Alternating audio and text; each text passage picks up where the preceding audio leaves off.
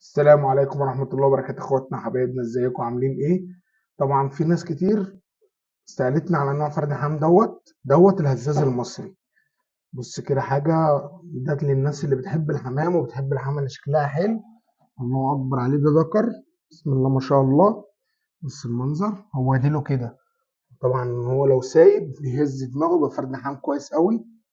الناس اللي حابة تربي زينة بيبتدوا بده. بعد كده في حمام كتير بقى، النمس والبخارة والكلام ده كله والكلكان والكلام ده كله موجود. بس ده كده اهوت. بسم الله ما شاء الله. بص دي له مروحة. طبعا لما يقف مش هيرضى يقف معانا اهوت.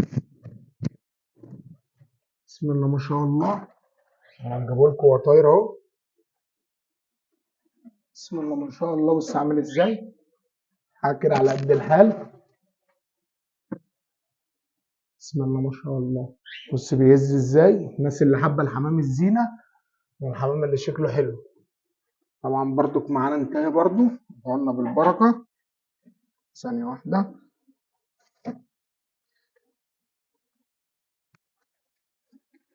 ديت نتايته برضك نفس التقليد، بس قليلة شوية عشان نتاية وجسمها بيبقى قليل. بسم الله ما شاء الله.